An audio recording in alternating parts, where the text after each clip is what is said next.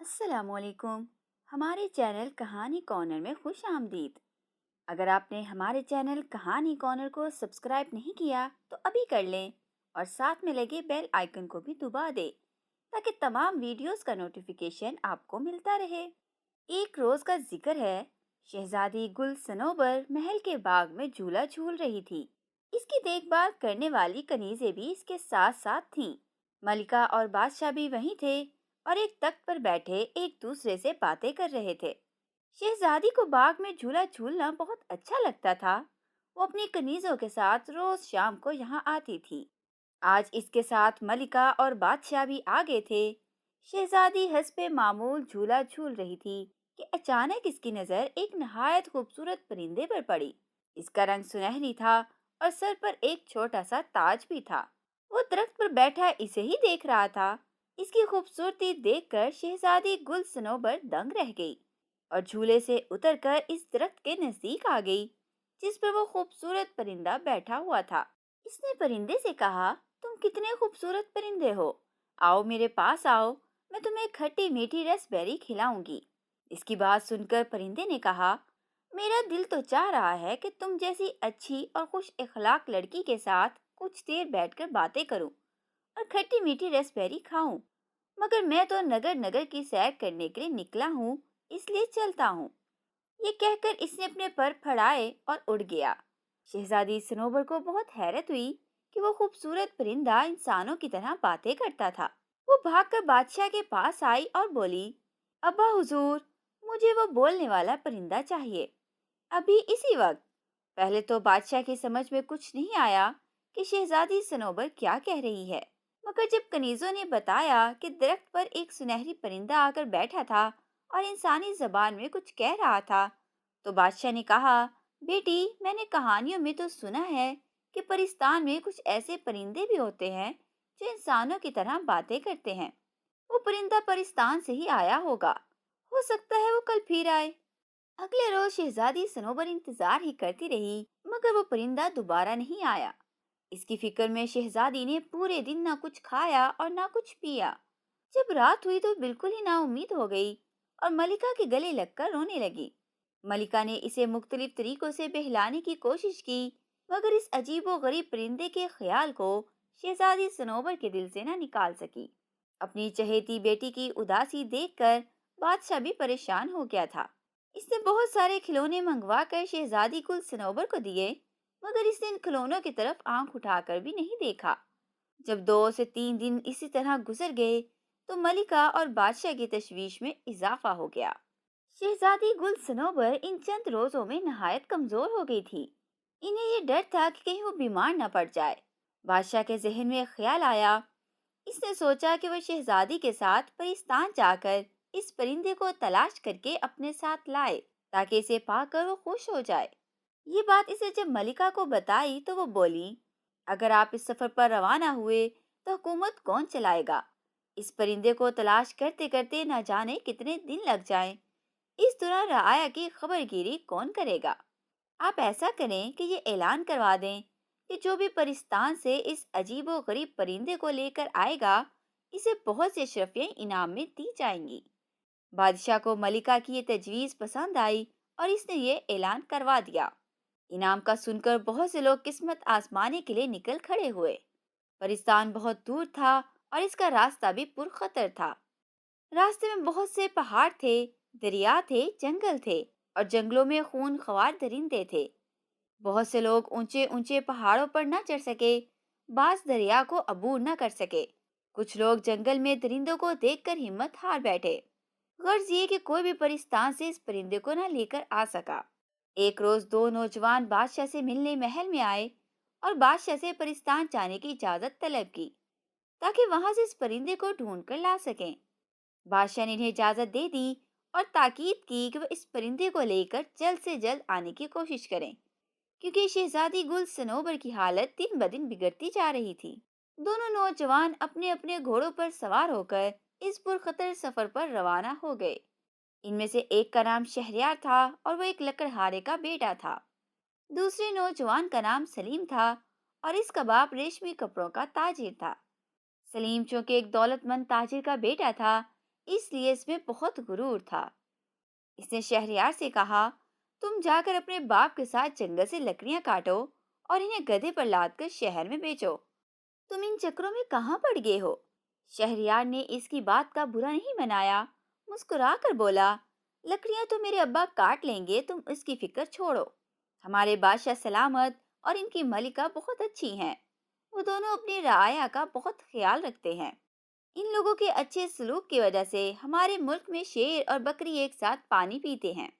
اپنے بادشاہ سلامت کی وجہ سے ہم لوگ بہت خوشحال ہیں۔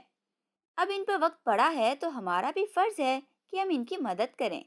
مجھے انعام کا لالچ نہیں، میں تو بس یہ چاہتا ہوں کہ وہ پرندہ جلد سے جلد لا کر بادشاہ سلامت کے حوالے کر دوں، تاکہ ان کی بیٹی خوش ہو جائے اور ہمارے بادشاہ اور ملکہ کی فکر دور ہو جائے۔ وہ باتیں کرتے کرتے کافی دور نکل آئے تھے۔ اس وقت وہ ایک میدان میں تھے جس میں کہیں کہیں بڑے درخت بھی نظر آ رہے تھے۔ ایک درخت کے نیچے انہوں نے ایک بوڑھی عورت اور اس کے شوہر کو دیکھا۔ شہریار اور سلیم کو آتا دیکھ کر بوڑھا شخص کھڑا ہو گیا اور انہیں رکنے کا اشارہ کیا۔ او بوڑھے شخص، تیرا دماغ خراب ہے جو ہمارا راستہ روک رہا ہے؟ سلیم نے نہایت غصے سے کہا اور گھوڑے پر بیٹھے بیٹھے جھک کر ایک ہاتھ سے دھکا دے کر بوڑھے کو ایک طرف ہٹا دیا اور گھوڑا بھگاتا ہوا آگے نکل گیا۔ بیچارہ بوڑھا زمین پر گر پڑا۔ اسے گرتا دیکھ کر اس کی بیوی چیخ چیخ کر دہائیاں دینے لگی اور اسے زمین سے اٹھانے کی کوشش کرنے لگی۔ یہ دیکھ کر شہریار جلدی سے گھوڑے سے نیچے اترا، بوڑھے کو زمین پر سے اٹھایا اور بولا، محترم بزرگ، آپ کو چوٹ تو نہیں آئی؟ بوڑھا کراہتے ہوئے کھڑا ہو گیا اور بولا، برا ہو اس بدبخت کا، مجھے پہلے سے پتا ہوتا کہ وہ ایسا ہے تو میں کبھی اسے اپنی مدد کے لیے نہیں روکتا۔ اسے چھوڑیے، مجھے بتائیے میں آپ کی کیا مدد کر سکتا ہوں؟ شہریار نے نہایت نرمی سے کہا، بیٹا ہم صبح سے گھر جانے کے لیے نکلے ہوئے ہیں۔ میں اپنی بیوی کے ساتھ اپنی بہن کے گھر سے آ رہا ہوں۔ ہمارا گاؤں یہاں سے چند کوس کے فاصلے پر ہے۔ ہم بوڑھے ہیں، چل چل کر بری طرح تھک گئے ہیں، بھوک سے برا حال ہے۔ گھر پہنچے تو کھانا کھائیں اور آرام کریں۔ تمہارے پاس گھوڑا موجود ہے، تمہاری مہربانی ہوگی اگر ہمیں گاؤں تک پہنچا دو۔ بوڑھے کی بات سن کر شہریار نے اپنا کھانا نکال کر ان دونوں کو دیا۔ یہ کھانا اس کی ماں نے اس کے ساتھ کر دیا تھا تاکہ سفر کے دوران اسے بھوک لگے تو وہ اسے کھا لے۔ جب وہ دونوں کھانا کھا چکے تو شہریار نے دونوں کو گھوڑے پر سوار کرایا اور خود گھوڑے کی باگ پکڑ کر تیز تیز قدموں سے ان کے گاؤں کی سمت روانہ ہو گیا۔ دونوں میاں بیوی اسے دعائیں دے رہے تھے۔ شام ہوتے ہوتے وہ ایک گاؤں میں پہنچ گئے۔ اسی گاؤں میں ان بوڑھے میاں بیوی کا گھر تھا۔ گھر پہنچ کر بوڑھے اور اس کی بیوی نے بڑے اصرار سے شہر کو اس بات پر آمادہ کر لیا کہ وہ اگلے روز تک ان کے گھر ہی ٹھہرے، کیونکہ رات سر پر تھی اور رات کو سفر یوں بھی مناسب نہیں ہوتا۔ شہریار نے ان کی بات مان لی۔ رات کھانے کے بعد بوڑھے نے کہا، اب نوجوان تم بتاؤ کہاں سے آ رہے ہو اور کہاں جا رہے ہو؟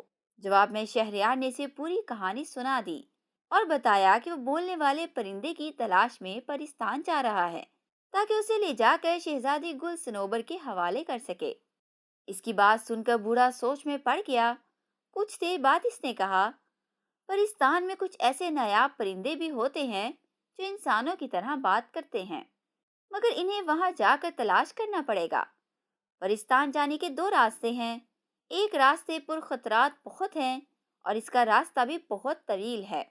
دوسرا راستہ قریب کا راستہ ہے، اگر گھوڑا تیز رفتار ہو تو 1 گھنٹہ میں وہاں پہنچا جا سکتا ہے۔ اس راستے پر کوئی خطرہ بھی نہیں ہے۔ اگلے روز شہریار صبح سویرے بیدار ہو گیا۔ بوڑھے نے اسے پرستان کا راستہ اچھی طرح سمجھا دیا تھا۔ وہ روانہ ہونے لگا تو بوڑھے نے اپنے گھر کے پچھلے حصے میں لگے درختوں سے بہت سارے امرود توڑ کر اسے دیے اور بولا، پرستان کے پرندے امرود بہت شوق سے کھاتے ہیں۔ یہ پھل پرستان میں نہیں ہوتا، اسی لیے ان کی تلاش میں وہ انسانوں کی دنیا میں آ جاتے ہیں۔ تم یہ امرود اپنے پاس رکھو، مجھے یقین ہے کہ ان کی خوشبو وہاں کے پرندوں کو تمہاری طرف متوجہ کر دے گی۔ ہو سکتا ہے ان میں کوئی ایسا پرندہ بھی ہو جو انسانوں کی طرح باتیں کرتا ہو۔ شہریار نے امرود لے کر اس کا شکریہ ادا کیا اور گھوڑے پر سوار ہو کر وہاں سے روانہ ہو گیا۔ جس راستے پر اس کا گھوڑا دوڑ رہا تھا وہ بہت صاف ستھرا اور ہموار تھا۔ ایک لمبی پگڈنڈی تھی جس کے دونوں اطراف میں ہری ہری گھاس تھی۔ کہیں کہیں پھولوں کے پودے بھی نظر آ جاتے تھے۔ وہ بہت جلد پرستان پہنچ گیا۔ وہ پرستان میں داخل ہوا تو چاروں طرف بہت چہل پہل نظر آ رہی تھی۔ حسین و جمیل پریاں خوبصورت اور رنگ برنگی لباس پہنے ادھر سے ادھر اڑتی پھر رہی تھیں۔ پریزاد بازاروں میں گھوم پھر رہے تھے اور مختلف اشیاء کی خریداری میں مصروف تھے۔ شہریار نے ایک میدان کے چاروں طرف بہت سارے پریزادوں کا جمگٹا دیکھا۔ وہ قریب گیا تو پتہ چلا کہ وہاں دو دیوں کی کشتی ہو رہی ہے، اور یہ سب ان دیوں کی کشتی دیکھنے کے لیے جمع تھے۔ اس کا بھی دل چاہا کہ دو دیوں کی کشتی دیکھے، مگر اس نے وقت ضائع کرنا مناسب نہ سمجھا اور بولتے پرندے کی تلاش میں چل پڑا۔ اس کی نظریں درختوں پر لگی ہوئی تھیں تاکہ اسے پرندے نظر آ جائیں۔ چلتے چلتے وہ ایک باغ میں پہنچا۔ وہاں پر بہت سارے چھوٹے بڑے نہایت خوبصورت پرندے فضا میں اڑتے پھر رہے تھے۔ وہ سب اپنی سریلی آوازوں میں چہچہا رہے تھے، مگر ان میں سے کوئی بھی ایسا نہیں تھا جو انسانی زبان میں باتیں کر رہا ہو۔ شہریار کو مایوسی تو ہوئی، مگر اس نے ہمت نہیں ہاری۔ اس نے گھاس پر بیٹھ کر کچھ امرود کی کاشیں اپنے سامنے ایک کپڑا بچھا کر رکھ دی۔ امرودوں کی خوشبو سے جتنے بھی پرندے تھے وہ وہاں آ گئے اور اپنی ننھی ننھی چونچوں سے انہیں کھانے لگے۔ اور بھئی پرندوں، کیا حال ہے؟ اس نے کہا، مگر کسی نے بھی اس کی بات کا جواب نہیں دیا۔ شہریار سمجھ گیا کہ ان پرندوں میں کوئی ایسا نہیں ہے جو انسانوں کی طرح بولتا ہو۔ امرود کی کاشیں ختم ہو گئیں تو وہ سب خوشی سے چہچہاتے ہوئے اڑ گئے۔ اچانک ایک سنہرے پروں والا پرندہ فضا سے اڑتا ہوا آیا اور شہریار کے سامنے بیٹھ کر بولا، افسوس، مجھے آنے میں دیر ہو گئی، سارے امرود تو ختم ہو گئے ہیں۔ شہریار اس سنہری پرندے کو انسانی زبان میں بولتا دیکھ کر خوشی سے باغ باغ ہو گیا۔ اس سے ایک بڑا سا پیلا پیلا نرم گدیلا امرود نکال کر اس پرندے کے سامنے رکھا اور بڑے پیار سے بولا، پیارے پرندے، فکر نہ کرو، میرے پاس اور بھی امرود موجود ہیں۔ یہ سن کر پرندہ پھدکتا ہوا اس کے پاس آ کر بیٹھ گیا اور مزے سے اس کا دیا ہوا امرود کھانے لگا۔ کیا تم میرے ساتھ انسانوں کی دنیا میں چلنا پسند کرو گے؟ آخر شہریار نے اپنے مطلب کی بات کہہ ہی دی۔ کیوں نہیں؟ پرندے نے جلدی سے کہا، مجھے وہاں رہنا بہت اچھا لگتا ہے۔ وہاں امرودوں کے بھی بہت سے باغ ہیں، مجھے امرود کھانا بہت پسند ہے۔ اگر میں تمہارے ساتھ چلوں تو تم مجھے پنجرے میں تو نہیں رکھو گے؟ مجھے پنجرے میں بند ہو کر رہنا بالکل پسند نہیں ہے۔ میں تمہاری تلاش میں بہت دور کا سفر طے کر کے آ رہا ہوں۔ ہمارے بادشاہ کی بیٹی تمہیں یاد کر کر کے ہلکان ہو گئی ہے، اس نے کھانا پینا بھی چھوڑ دیا ہے۔ میں تمہیں لے جا کر اسی شہزادی کے حوالے کر دوں گا۔ وہاں محل میں تم بہت آرام سے رہو گے۔ میں اسے بتا دوں گا کہ وہ تمہیں پنجرے میں بند نہ کرے۔ شہریار نے کہا، میں کچھ روز پہلے شہزادی سے مل چکا ہوں۔ میں شہر شہر گھومنے پھرنے نکلا تھا اور اتفاق سے محل کے باغ میں میری شہزادی سے ملاقات ہو گئی تھی۔ وہ ایک بہت اچھی اور خوش اخلاق لڑکی ہے۔ میں بخوشی اس کے پاس رہنے کو تیار ہوں۔ پرندے نے کہا اور اڑ کر شہریار کے ہاتھ پر بیٹھ گیا۔ شہریار کا مقصد پورا ہو گیا تھا، لہٰذا واپسی کے سفر پر روانہ ہو گیا۔ پرندہ کافی اونچائی پر اس کے گھوڑے کے ساتھ اڑ رہا تھا۔ ابھی وہ اپنے ملک کی حدود میں داخل ہوا ہی تھا کہ اس نے سلیم کو دور سے آتے ہوئے دیکھا۔ اس کی حالت انتہائی خراب تھی۔ اس کا جسم دھول مٹی سے اٹا ہوا تھا اور کپڑے بھی بہت پوسیدہ ہو گئے تھے۔ اس کا گھوڑا بھی نہایت کمزور ہو گیا تھا۔ شہریار سمجھ گیا کہ پرستان جانے کے لیے سلیم اس پرخطر راستے پر نکل گیا ہوگا جس کے بارے میں بوڑھے نے اسے بتایا تھا۔ سلیم نے بھی اسے دیکھ لیا تھا۔ وہ اس کے قریب آیا، دونوں ایک دوسرے سے ملے۔ شہریار کے پوچھنے پر سلیم نے بتایا، مجھ سے بڑی غلطی ہوئی جو میں نے انعام کے لالچ میں اس سفر پر نکل کھڑا ہوا۔ پرستان کے راستے میں بڑے خطرات تھے، میں بڑی مشکل سے اپنی جان بچا کر بھاگا ہوں۔ شہریار نے اسے اپنی کہانی سنائی اور بتایا کہ اس نے ان بوڑھے میاں بیوی کو اپنے گھوڑے پر بٹھا کر ان کے گاؤں پہنچایا تھا۔ بوڑھے نے خوش ہو کر اس کی مدد کی، جس کی وجہ سے وہ بولنے والا پرندہ حاصل کرنے میں کامیاب ہو گیا ہے۔ وہ پرندہ تو تمہارے پاس نظر نہیں آ رہا، کہاں ہے وہ؟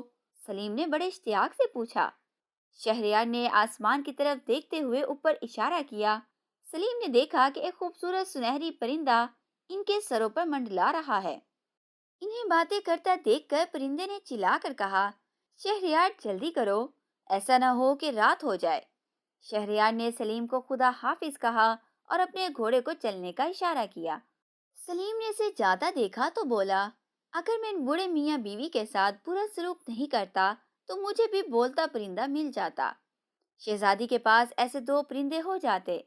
میں نے اپنی بد اخلاقی کی وجہ سے انعام حاصل کرنے کا موقع ضائع کر دیا ہے۔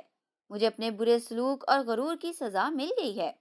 یہ کہہ کر وہ بھی اپنی راہ ہو لیا۔ شہریار محل پہنچا تو سنہری پرندے کو دیکھ کر شہزادی گل صنوبر خوش ہو گئی۔ پرندہ بھی بہت جلد اس سے مانوس ہو گیا تھا۔ شہزادی جہاں بھی جاتی وہ اس کے پیچھے پیچھے ہوتا۔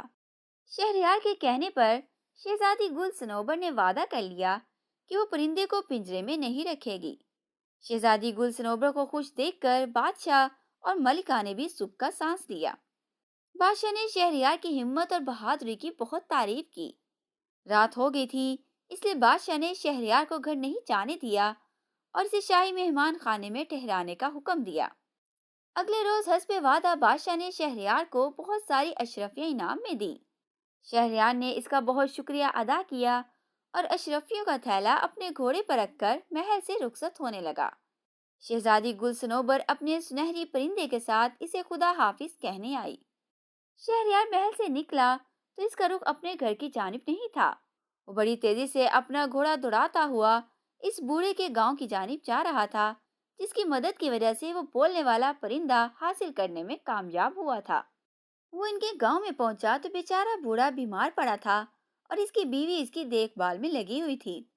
بیماری کی وجہ سے بوڑھا اپنے کام پر بھی نہیں جا سکا تھا۔ ایسے میں شہریار کی دی ہوئی رقم ان کے بہت کام آئی تھی۔ شہریار کو دیکھ کر دونوں میاں بیوی خوش ہو گئے۔ شہریار نے اپنی کامیابی کی خبر انہیں سنائی۔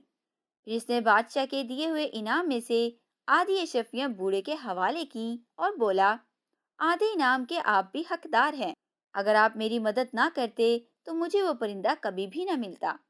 اتنی بہت سی اشرفیاں پا کر وہ دونوں خوش ہو گئے اور شہریار کو دعائیں دینے لگے۔ اس کے بعد شہریار اپنے گھر آیا۔ اس نے پوری کہانی اپنے ماں باپ کو سنائی اور بادشاہ سے ملا ہوا آدھا انعام ان کے حوالے کیا۔ اس کے ماں باپ تو خوشی سے پھولا نہیں سما رہے تھے۔ وہ اس بات پہ بہت خوش تھے کہ ان کے بیٹے نے اپنے محسنوں کو فراموش نہیں کیا تھا اور انعام کا آدھا حصہ بھی انہیں دیا تھا۔ انعام میں ملی ہوئی اشرفیوں سے شہریار نے اپنا کاروبار کر لیا۔ اس کے باپ نے بھی جنگل سے لکڑیاں کاٹ کر فروخت کرنا چھوڑ دیا اور کاروبار میں اپنے بیٹے کا ہاتھ بٹانے لگا۔ تھوڑے ہی دنوں میں ان کا کاروبار خوب چمک اٹھا۔ یوں ایک لکڑہارے کا بیٹا کمزور انسانوں سے محبت اور ان کی مدد کرنے کے صلے میں اپنے ماں باپ کے ساتھ ایک خوشحال زندگی گزارنے لگا۔